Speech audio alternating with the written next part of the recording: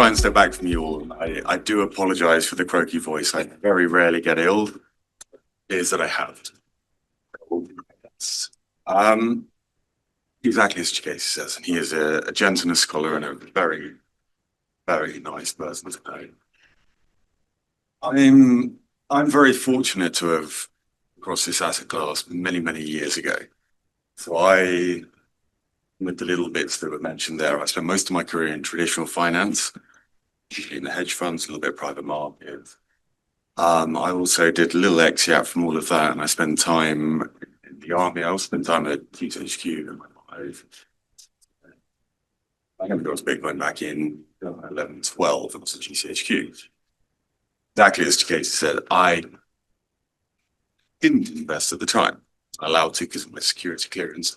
But it was an interesting element of the market and where it sits. And I had some very good friends who have been influential in the space many, many years. And once my clearance was basically done and dusted, I have looked at it, I have invested in it, I've run my own business and looking at this asset class. And one thing that I would tell you absolutely unequivocally, and I am 100% certain, is this transformative technology that is going to change. And it's so misunderstood. That's the most amazingly interesting bit. And this is why I love my job. So a little presentation here. What I'm going to do is I'm just going to walk through a bit of it. I'll speak to you over other parts of it. And if you have any questions, please. The bit that anything that you hear, you are seeing, it's for money laundering. Let me answer that. 3. So I think it's done for money.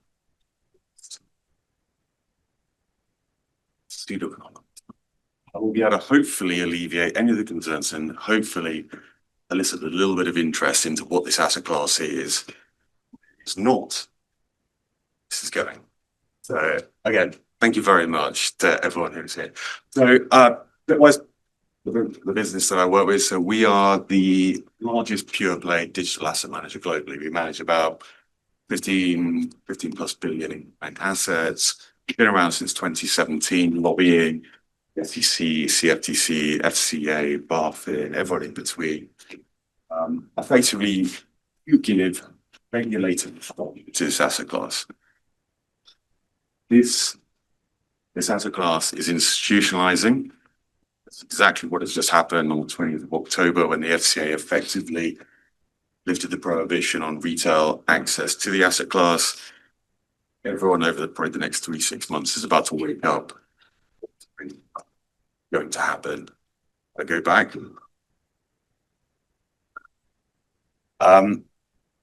The bit that makes my job incredibly easy is the people who effectively sit and invest and advise our business. So your Henry Kravis, your Stanley Druckenmiller, your Alison Davis, CFO of BlackRock, your Kevin Walsh, former governor of the Federal Reserve, MIT, Mass Mutual, Coastal Ventures, Electric Capital. We have some of the most well-regarded people effectively investing and advising our business. Why does that matter? I'm not pitching here, because everybody effectively sits here has realized this is going to be transformative technology and this is going to change everything. And institutionalizing is where we are now. And that's what's happening right now. How do you access effectively? We sit in Europe. You get access to crypto. Yes, effectively. You could go to the Binance, the Kraken, the Coinbase, whoever, and get exposure onto a one. The problem with that is you take a lot of risk. You take exchange risk, city risk, you take hacking risk. You lose your keys, saving. You hacked. So with FTX. FTX is one of the biggest exchanges out there. It actually wasn't just, it was just criminality. Institutionalizing and giving regulated exposure to this asset class. That's something. Very investment. This is where we sit today. We now have ETFs in the US with And ETN is effectively, I don't know, not going to be an ETF. I speak to the Fs today. We're probably 3-4 years away. ETF, it's changed the regulation. ETN is effectively a delta function, which is the underlying. If you want exposed to Bitcoin, Ethereum, anything else, this is the go-to thing in Europe. This is how it is. It's common market practice. Then there's gold. I want to buy gold and put it on your bed, covered. Want it in the portfolio. Yeah. Out. Out. Exactly the same. No difference. No change. They're still regulated. Regulated investment exchange. The six. Anything else? No difference. It's just keeping exposure to the blood. And that's where it starts. For us, and I won't come to most because get away from the sun is the main noise. That's the only real one you've got about. That's deep fake risk. That's changed it. I'm very happy to share this. People that are not here. It's a hopefully educator. I'm not going to give this. I said, same as gold, same as platinum, same as copper, same as sleep. Effectively, it's the same structure. That's where it sits. Not exposed to them. So this is the bit that's really, really exciting. This is the bit that I absolutely. This is the bit that people are waking up to, and this is why I love. This is transformative technology. This level of rating usually happens once every generation. This is that moment. This is one of those things. And the best thing, the thing that I absolutely think is fantastic, is that misunderstood. That makes this really interesting. People are starting to into this off, line everything. And it's not an immaculate conception. Bitcoin came out on the 31st of October 2008, 17 years ago. Just a confluence of computer science, photography, financial engineering. It came together.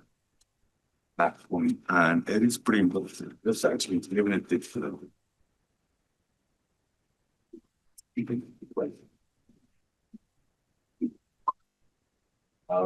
And same as any sort of traditional there are a lot of different businesses here. So if and again I apologize depending on the level of knowledge within the crowd, if I just walk through very quickly what this is. Headline is whatever you do online, anything, whatever you do digitally, anything. This is the digital infrastructure upgrade. This is what this is, and this is why it's being used and adopted. Stablecoins, separate payments. Layer one, basically the tech platforms, the Ethereum, the Solana, you build on faster, cheaper, more efficient. To bundle these transactions and make transactions. Smart contracts. The lawyers are very expensive, can be a bit of a pain in the butt. It's just an improvement on that. It's more efficient. I spend too much of my time ESG ratchet mechanism things for private credit. Just a far cheaper, more efficient way of doing that. Centralized finance.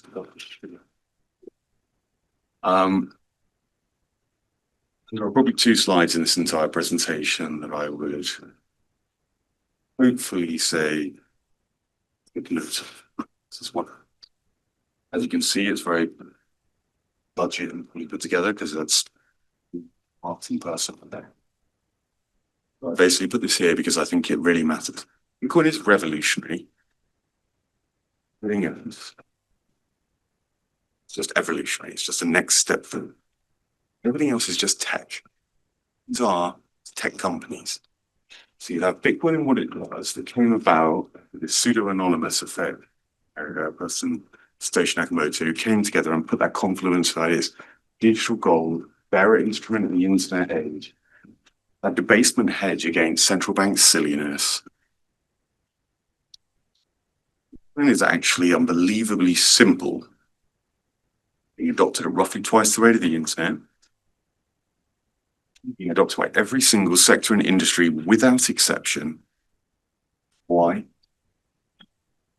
It's the antidote to central bank silliness. It's the antidote to effectively the rest. It's tech. Like Google was a very unusual name to bring yellow pages online. It's just data analytics business and plan. Now Amazon, I'm going to sell some books on store. Everything store. AWS. Tries to find us faster, cheaper, more efficient. This is what this is. This is the 10x digital infrastructure upgrade. And it's welcome, everything else. It's hyper-liquid, VC-backed tech. These are all just tech companies. Slightly different structure, a slightly different setup, in a slightly different world that we live in.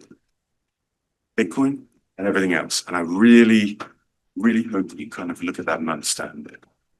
So I've gone into what Bitcoin is.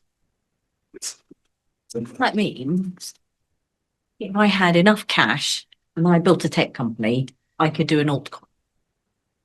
100%. Absolutely 100%. So whatever you want to do. So if you are, see, such brilliant questions. It's so simple. You wanted to, let's say, your marketing company. You're like, well, the marketing operation of whatever else it is, I can go to the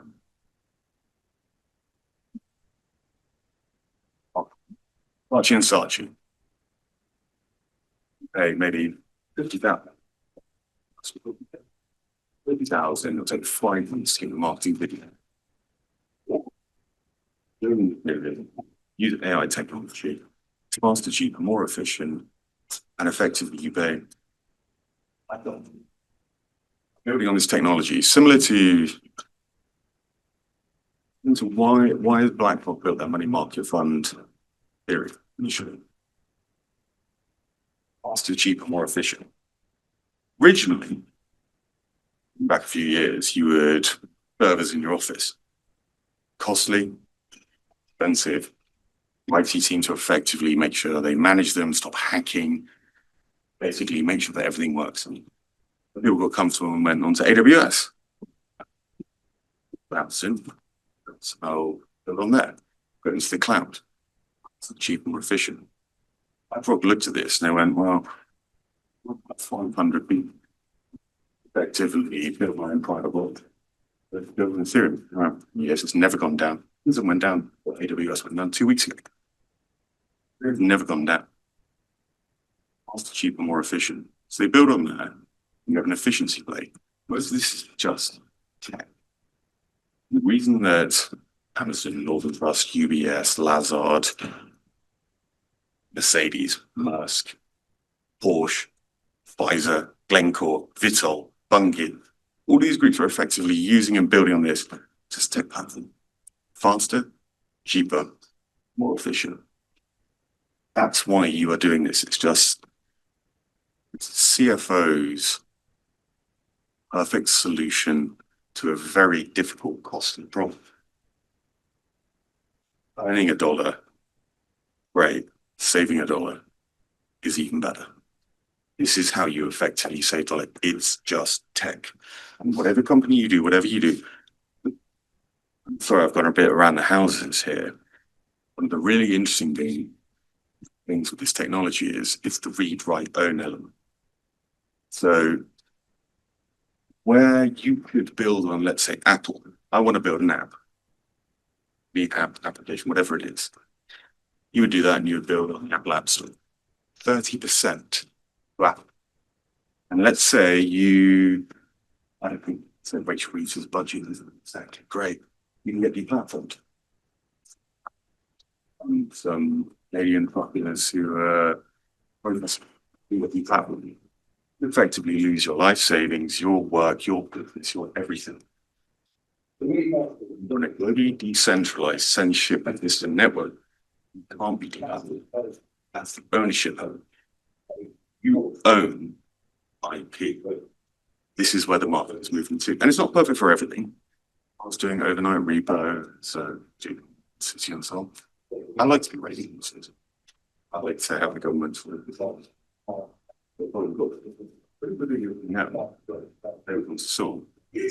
suddenly becomes a very interesting proposition. Faster, cheaper, more efficient. It's just tech. And I think that's the reason why I'm spending so much time on this is it's understood. There's a lot of noise in this. It's absolutely. Does follow on from that. I'm interested to know more about the benefits of the censorship resistant financial network. That sound a bit alarming. Yeah, so that's one of the original tenets to where Bitcoin is. If I want to send money from me to you, I don't want somebody, first government, Chinese government, I'm not allowed to. Censorship resistant element is nobody can stop this. Obviously, risks and negative elements that come with this. It's also the power that is what happened in Ukraine. Ukraine, all this happened effectively. The Western governments, US and so on, weaponized the SWIFT. I'm not interested in whether that's a good thing or a bad thing. But if you're a businessman, this lady running a business, happens to be Russian. You've been living in Monaco for the last 15 years, running a business, happens to be Russian. You couldn't make transactions, you couldn't. What? US government effectively said, we are effectively going to stop anything but the SWIFT system. They weaponized it. This is why we're seeing the big de-dollarization trade that's effectively done away. Action, reaction. What happens right now? China is buying oil. Are they buying it? Bitcoin. You cannot stop this. It's the most globally decentralized, censorship-resistant network. More than a trillion, 10 billion, 100 billion. Bitcoin basically fell from that in seconds. You pay your money, you take your choice about. Yeah, it's effectively, if I wanted, the Human Rights Foundation sends money to Afghanistan to educate ladies. Right? Taliban can't stop it. There are benefits, there are negatives. World we live in. So it is a tool for that. It doesn't have. Like I look at Bitcoin and we go, okay, it's quite boring, it's quite sensible. The network, value number one. What the million people are using, and that's only growing faster and faster. Censorship resistant, AI resistant, censorship resistant, security effectively comes to the security. Like the fees network, you like distribution agreements. The network has value, ability to send value, even the digital age. Digital gold. This is the ability to send value from A to B. Nobody can stop it. That's where that sits. And that's why I say it was Bitcoin. It was everything else. Everything else. That's the bit that most people are thinking. It's not where we sit here. And yeah, exactly that. The digital gold. So it's predictable, it's sensible, it's very easy to understand. One block, roughly every 10 minutes, 3.125 Bitcoin. They're effectively mined, and you have to expend energy costs to effectively mine these. It hasn't been counterfeited. 21 million is, you can't break the code. Quantum computing is generally the thing that people are, I'll hack the Bitcoin network. I've written quite a few pieces on this. Portuguese has had to deal with me bouncing a few things back and forth to him. Quantum computing is, of course, a risk. But if you start thinking about quantum, you're like, okay, well, Google's Willow has this 40 bits of quantum capability. Crack SHA-256, which is the cryptography that works in it. A multi-decade away. Also, the Bitcoin, I speak to a few of the people on there reasonably regularly. They're already looking at this, they're already planning for this. The risk isn't actually cracking Bitcoin. The risk is actually in the wallets, the custodians. What I said is I sell products that give exposure, regulated products. So if you take that one step further, like, okay, let's say I am North Korea, I am China, I am any various actor that wants to crack this. Well, this is a 2.5 trillion asset class. I have that quantum capability to effectively start hacking this. 2.5 trillion is a lot of money. Let's not be naive and stupid about this. But I can hack every single banking, every single email, every single infrastructure. I can hack every single nuclear code long before. Oh, by the way, also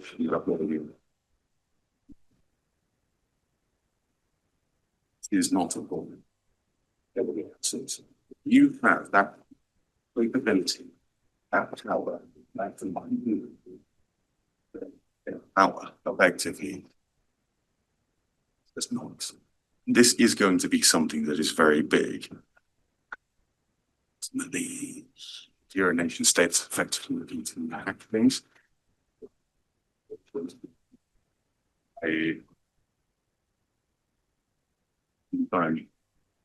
As I said,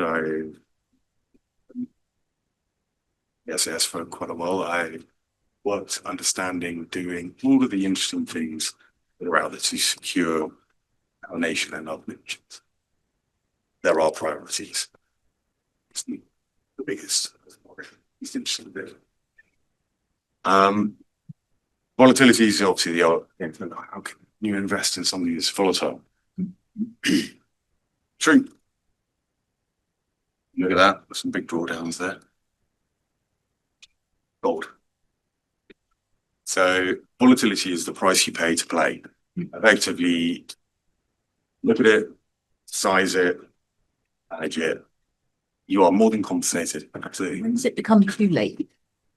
If you look at the volatility and things are going up, it's just like when people say AI, and learning it and being involved in it. When does it become too late, or is it never too late? If, as I said, if you had your own tech and you're able to do your own thing and you're using your own coins or whatever, if you were looking at gold, maybe if you're looking at Bitcoin, when does it become too late? Or is there no such concept? So that's a really interesting question that I wouldn't be able to answer. Is Bitcoin has 40 to 50% annualized return over it is very interesting. You are more than compensated for the volatility. You've got a sharper one. You're very well compensated for the risk that you're taking. When does it become too late? Well, ultimately, if you understand that we live in a digital age, everything is digitizing, and central banks are going to continue to print. Bitcoin is not going to replace gold.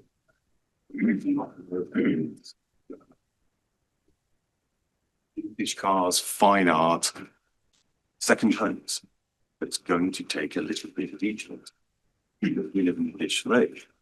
So when is it too late? Too late to invest into gold. Hedge.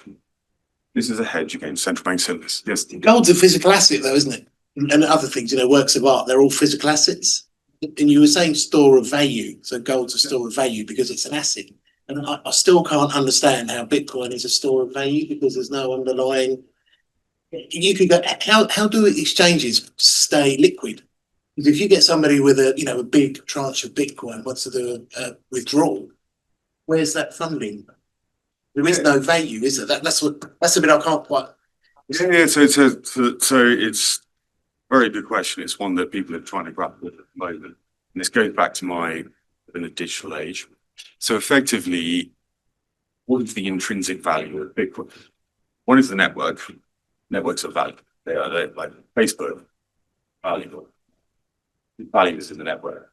The other is the energy that is required to expended to mine, effectively find the number to effectively mine the next block. And it is a huge lift, and this is why GA good miners, because the corporations has moved to the nation state miners, has moved to the biggest out there. And effectively, you get the value in the security in the code. It's like if you look at your bank account, at West HSBC, Halifax, whoever it is, holding the underlying. If you look at music, whatever it is, it's code that effectively sits within whatever it is. This goes back to the digital gold in the digital age. There is a code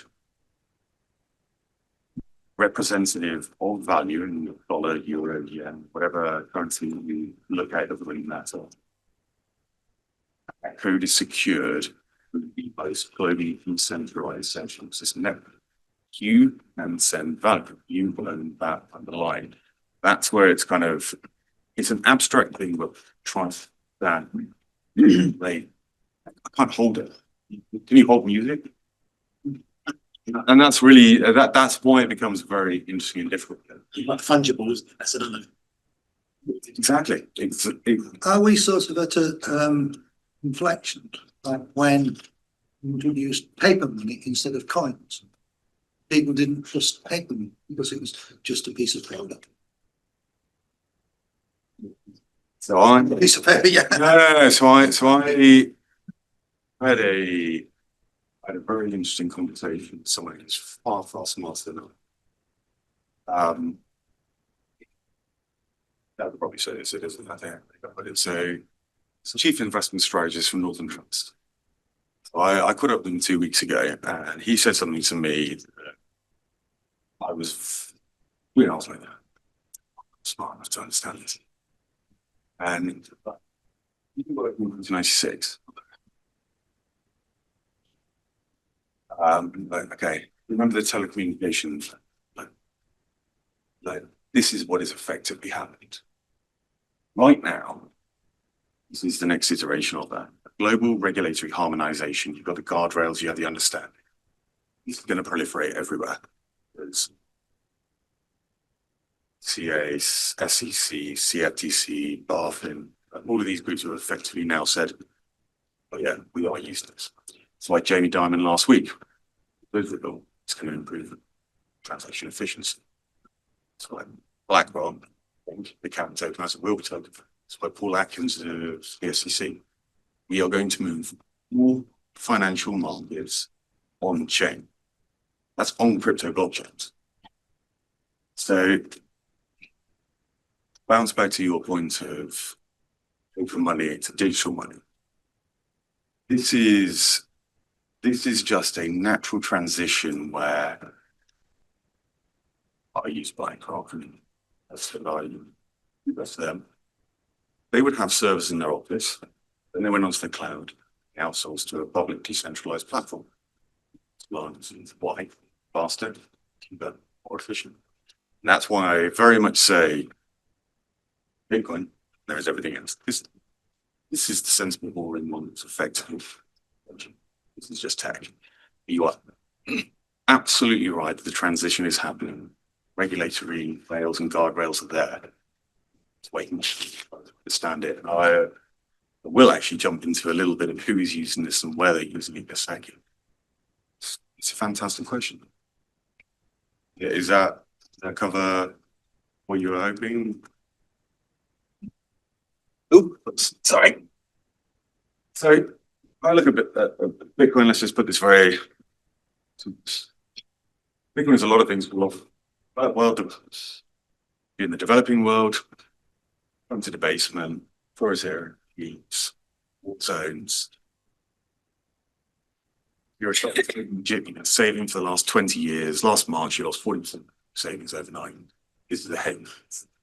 You're in Ukraine, saving years, you want to get out, gold bars on your back. we're going to be wrong, if not worse. Bit of a work. Developed world, we all live in the UK, where we're sat here right now. We've lost 25% purchasing power over the last 4 years alone. I worked closely with Bridgewater for a number of years. And I remember Ray Dalio saying, cash is trash, you need to manage this. 5% purchasing power over the last 4 years. And Dave McCormack, who was CEO at the time, I remember him saying, is like, central banks, if you pause, wait, they can never stop printing. This is the system we are in. This is just a hedge. This is just an antidote. And this is why, when I say, when you look at this, it was just a very, or quite simple technology that is the hedge against that. Who is using this? Who is investing in this? Who is doing it? Well, everyone. If I just quickly run through this, individuals, performing asset class, 70 years, without exception, bar none. This is a retail-led phenomenon, institutionalized. Or is the mind supply year to date? Our strategy on meta planning was just a standard corporate management. Bonds that we do in the funds do on diversify get exposure. Sovereigns, whether it's El Salvador, Ethiopia, to the Swedish central bank a couple of weeks ago, they're looking at diversifying, so getting access to put Bitcoin onto the balance sheet. Luxembourg Sovereign Wealth Fund just bought ETP to get exposure to Bitcoin. This is just a diversifying asset, and it's helped credit ratings of certain groups and institutions. As I said, everybody is with it. Harvard Endowment, Brown, Mississippi, Pennsylvania, Mubdala Fund, you name it. I'm very fortunate to speak to many people about this. Everybody is starting to look at this. It's too big to do. And the next part, I'll go back to it. If there is Bitcoin, it's everything else. Everything else is just tech. This is the new tech company going to change everything. So there were 2 slides that effectively I would allude you to, the Bitcoin and altcoins. This is the other. So I can literally drop the clicker after this one. Why is this important? Why is this misunderstood? What is this actually doing? I'll start with the macro. Digitalization of money. We don't cash and coins, we tap and go. You look at stablecoins, everyone likes stablecoins. Everyone's like, oh, it's so much faster, cheaper, more efficient. Fantastic. What do you think they run on? The blockchains. Means they pay a little fee. Tether is 27.2 trillion in transaction volume last year. It was 13 billion in profits last year. More than Goldman Sachs, more than BlackRock. 170 odd people who work there. This is disrupting the entire payments infrastructure. And that's just one. I mean, A16Z came out a week or so ago. Stablecoins have done 3x that transaction volume of Visa. This is disrupting banking the unbanked. You're a Bolivian farmer with $100 a month. You don't open a bank account. You're a phone. Why are they making so much money? So atomic settlements, almost instantaneous, and it charges nothing. Most people don't earn money and immediately spend it. They hold it for a day, a week, a month, whatever. Never do. Well, your treasuries. Well, the 7th largest buyer of treasuries last year. This is why Besant and Lutnick are all over this in the US, because they realized this is effectively solving economization trend. This is why this is so important. This is why the US administration is underlined everything. Look at AI. AI is fantastic. Use Chappy or whatever else. Do you think your agentic AI is going to be able, who books your hotel, books your flight, books your taxi, maybe you spin up, hedge funds put on you, brings up a trading one. Can they open a bank account? Nope. Can they open a wallet? Yep. Transacting stablecoins. Pay a little fee to these blockchains. You think AI is effectively going to proliferate basic? it runs on this. Energy, I kind of mentioned earlier, energy grid optimization, Petrobras, gas flaring, ultimately. It was Norway, hydroelectric, Ethiopia, hydroelectric, Finland, 40,000 homes are heated by mining. Bhutan makes 40% of their GDP from Bitcoin mining.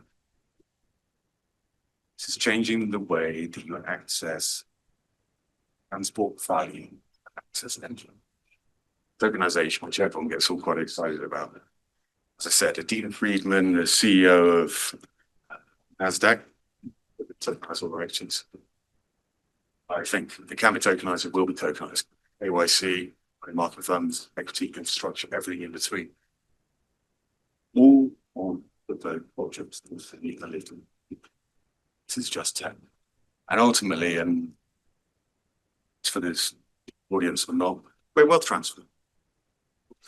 Next 10, 20 years, you're going to have about 80 to 100 trillion in assets move from ordinary. That generation is about to inherit this. But we're going to look at it and go, wow, it's the best performing asset class in the last 15, 16, 17 years. Every single sector and industry, without exception, is using this technology. That's what I do my day job is regulated exposure.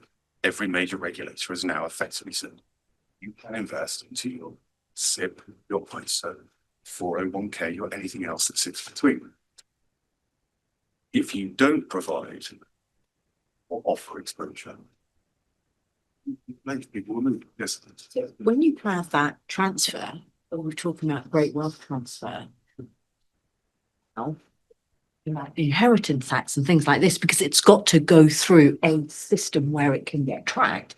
Yep. So are we saying that the future is that if Granddad has Bitcoins and that's where the wealth is and they transfer, you don't know it's been transferred and it's nobody else's business? So that's what's going to happen, or not? So not saying nobody should pay tax. All I'm saying is that a possibility. No, so the arms race of most nation states is most governments, they might appear to be, are not stupid. And ultimately they have one problem, one big one, got many problems, but there's one, which is tax. They need more money. And right now, most nation states are effectively waking up to the fact that incentivize this asset class and you can tax it. Germany was very forward thinking on this back in 2019, 2020. And they said, if you hold crypto, Bitcoin, anything, you get capital gains tax free. So Germany's actually the biggest market in Europe for crypto currently. Very unusual. I've tried selling for many years. I've tried selling hedge funds into that space. They're very risk averse. They adopt this in spades. Because what did the German government do? Everybody loves to get cute. They think they're smarter than the S class. They try and trade. It's a taxable event. It's the German government. With taxes. And the fact that you have regulated exposure, and the UK is actually a laggard on this. Most other countries.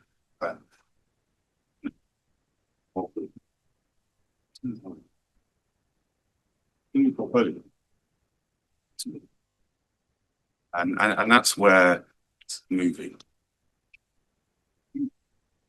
And you see it. So Granddad passing X to Y. So this is the worst asset. Safe. But certainly by most money law pseudo. They need to effectively want you take your value, if it's your bank account, your bank account, you need to give your home address, whatever else. And this is why it's very easy to track, to see, and to look at. This is why it's quite interesting. And I look at the great wealth transfer. If you want to just stats that forward blow my mind. 20 years old when Bitcoin came out, 37 now. 20 years old when Ethereum came out, 30 years old now. You're digitally native. You don't pay with coins and cards and so on. You tap and go. Probably as much.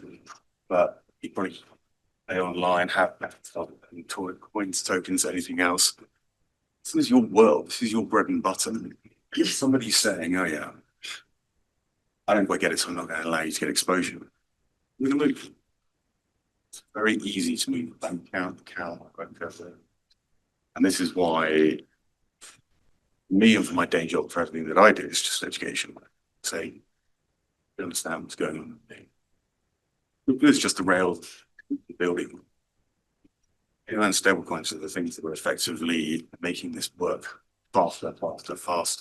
Tokenization is just the upgrade out there. The only thing that kind of sits outside of that you have is so this grows. And you contribute chips between it's really simple. They kind of where it sits. I did allude to this, and I'm getting onto the time. Every single sector and industry, without exception, adopts this technology. Without exception, every single one.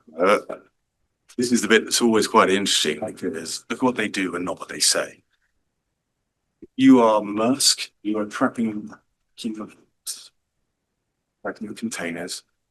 But in Ethereum, 10 seconds you get that understanding. If you're BlackRock, your money market fund, you used to have to effectively redeem from your fund plus one, then post cash as collateral.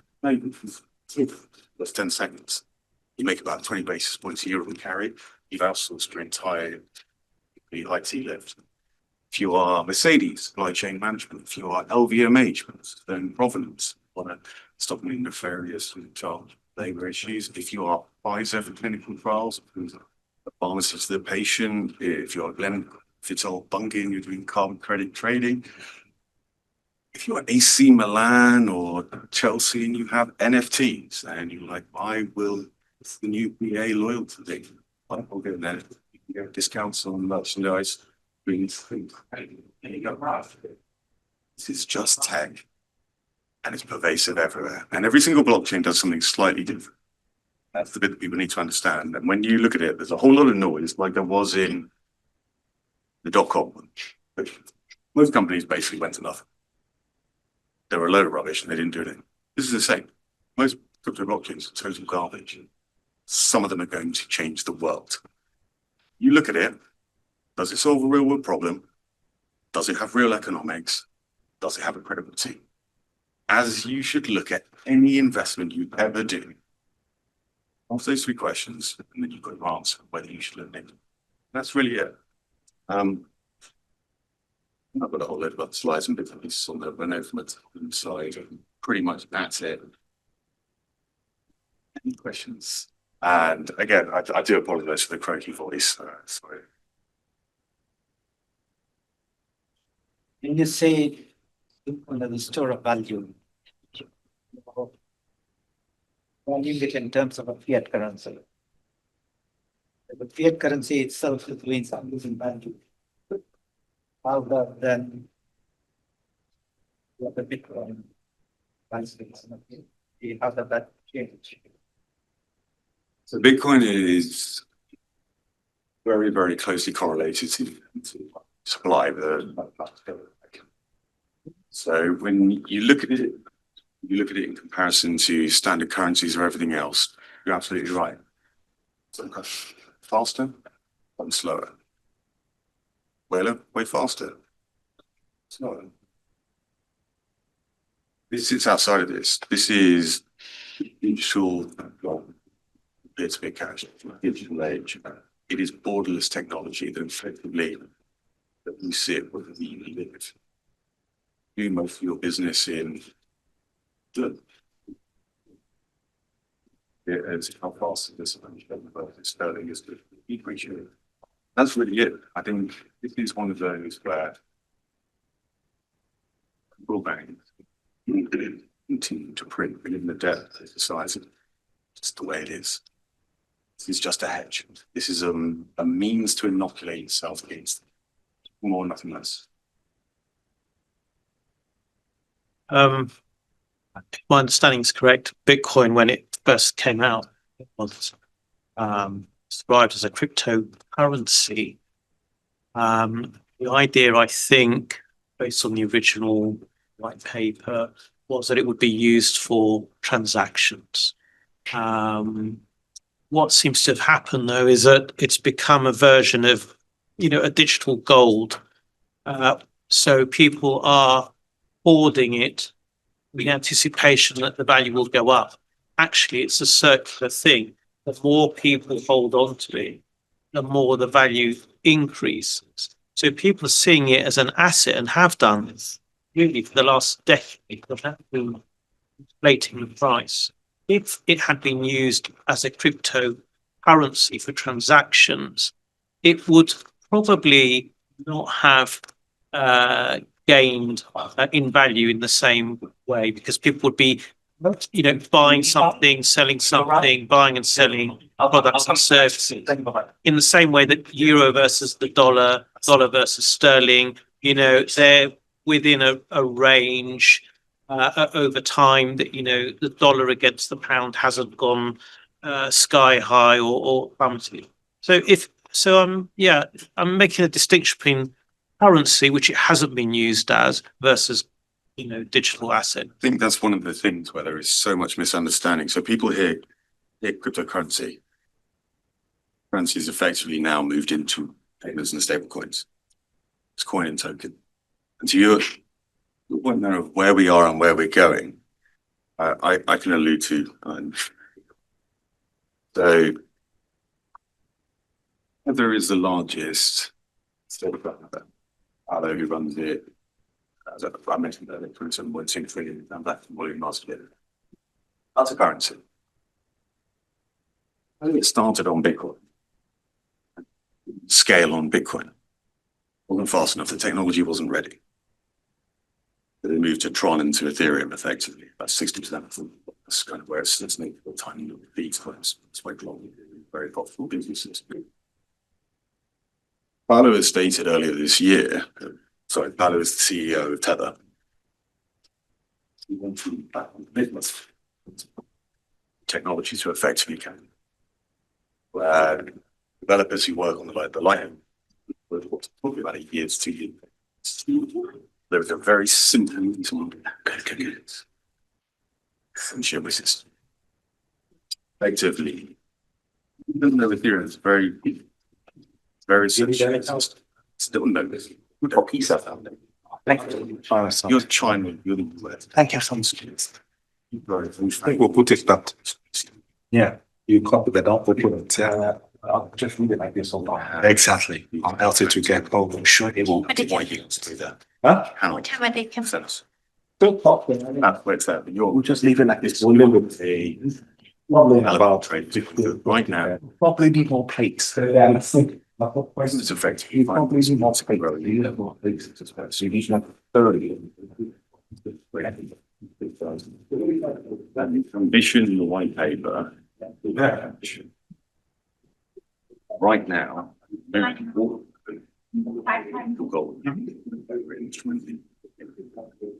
100% right. Gentleman is quoted created by Thomas Gresham in 1600 S. The law says that bad money drives out good money, and that was about the debasement of the coinage by introducing base metals going through the coins by the monarchs of the 88 in particular.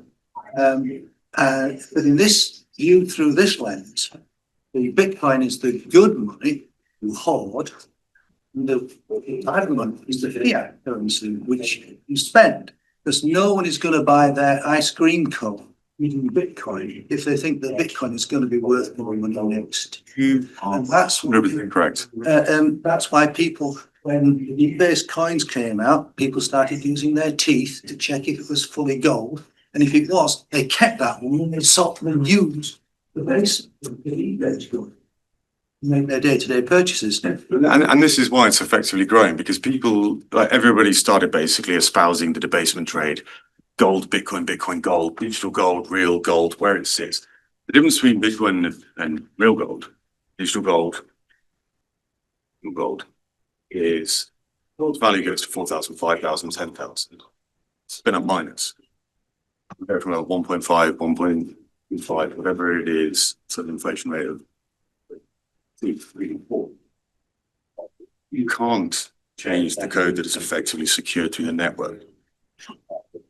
One block every 10 minutes, 3.125 Bitcoin, every 4 years that gets halved.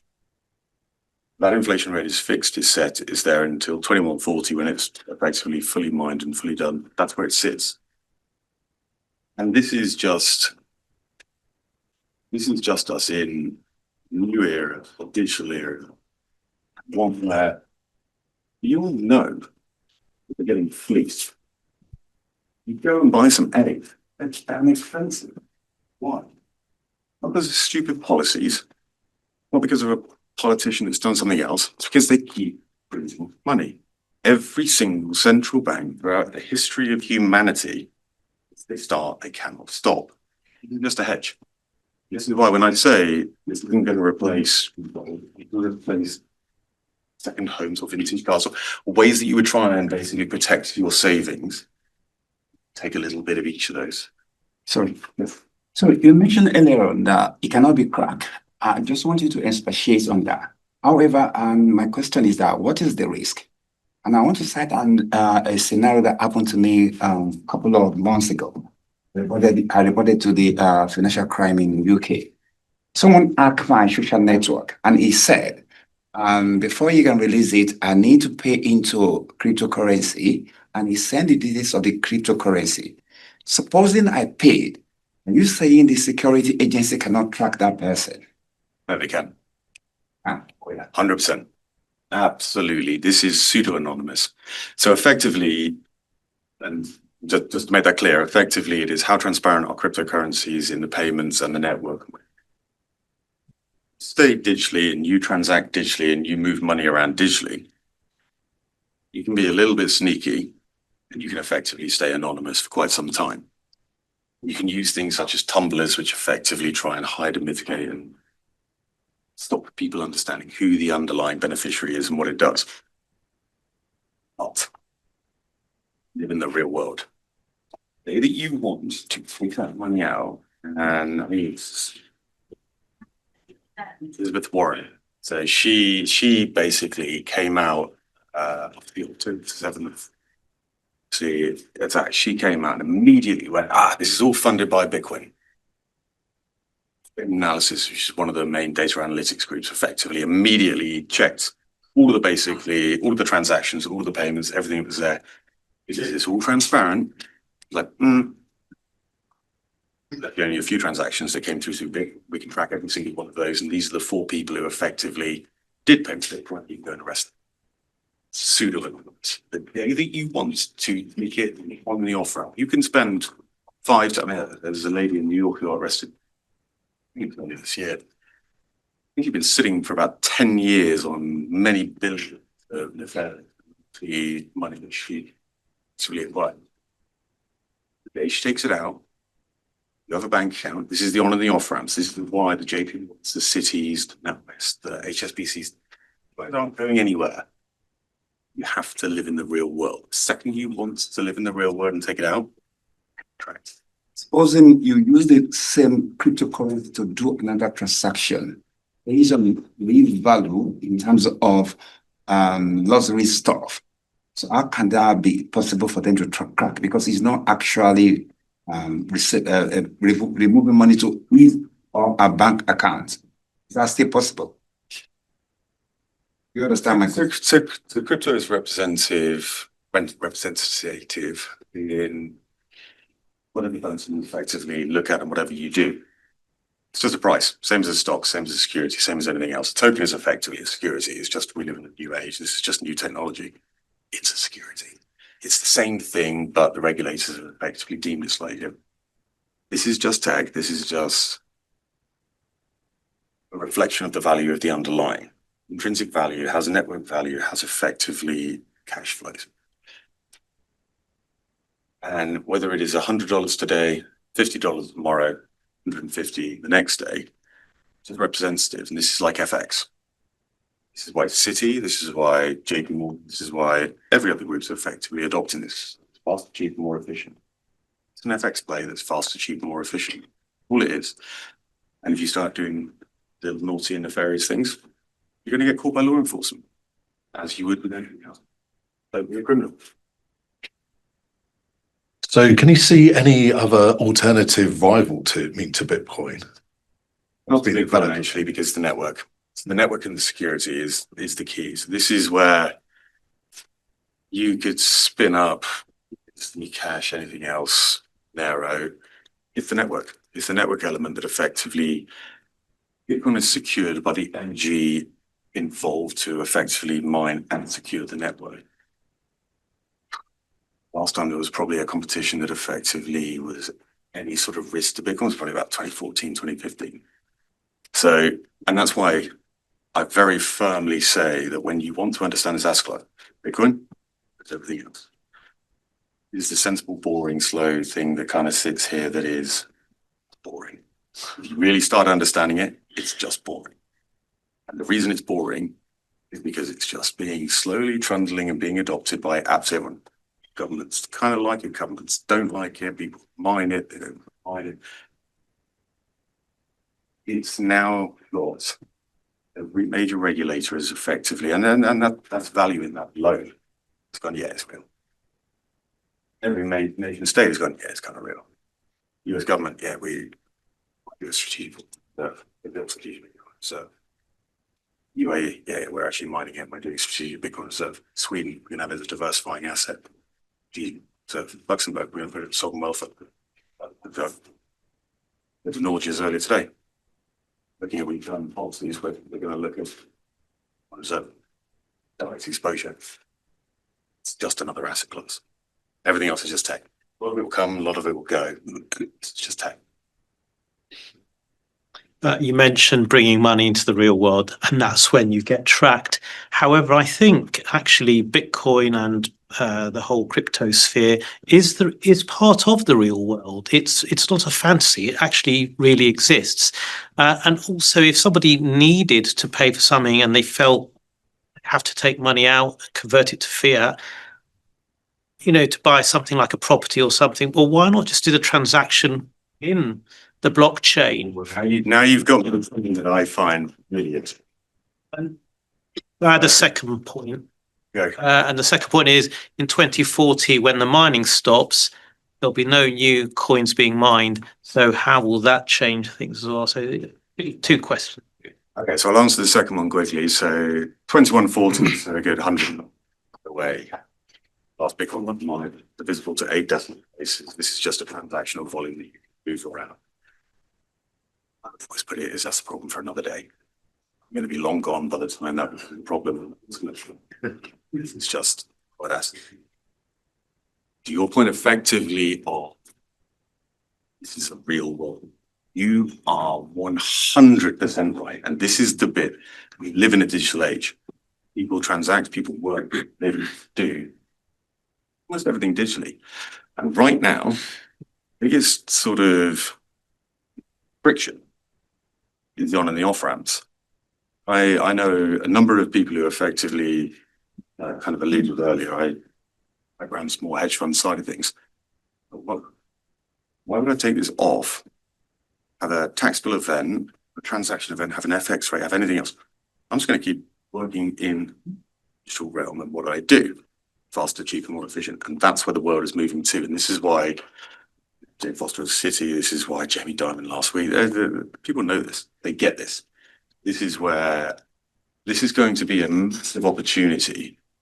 Anybody who looks to the future and what you do, whether it is AI, whether it is legal, whether it's accounting, whether it's whatever, because this comes for everything. Whatever work you do, whatever job you do, this effectively gives you effectively work into this. Why it's interesting. You've got my view. I don't know if it's Bitwise's view, but it's certainly mine. That's where it's going. Why would you take it out? And I see that all the time. Technically, you have to tell HMRC though, don't you? And that's the interesting bit. And this is where there is an arms race at the moment between different governments and nation states on everybody needs more tax revenues. So how do you incentivize business, incentivize growth, and not quash it, but get your little tax take? And this is where all different governments and groups are effectively looking at this going, we get a piece of this. So you're 100% right. The exchanges are reporting to HMRC actually anyway. So even if you keep it within the blockchain, you're going to get reported. As I said, my role, my job, my business, what we do is regulated exposure to the underlying ETNs, ETFs in the US. It's just another product. There's one exposure to it. You start trading that, tax below that. Exchange, massive. Pretty basic. If you want lower taxes, move to a low tax environment. It is a two-tier system because with the exchanges, they will have official framework that people operate in. They have to report to the regulator, so they have a vested interest.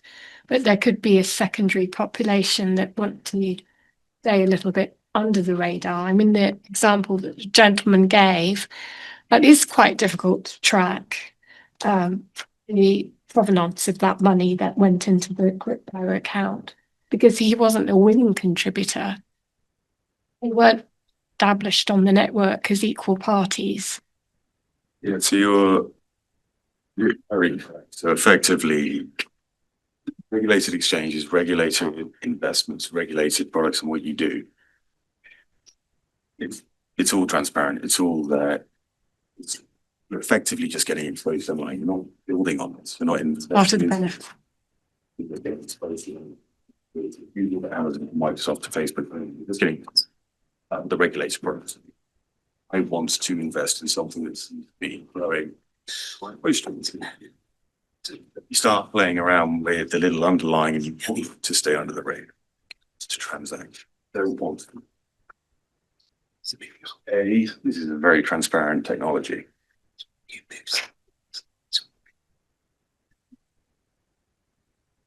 It's very difficult to hide from authorities, and certainly for the long term.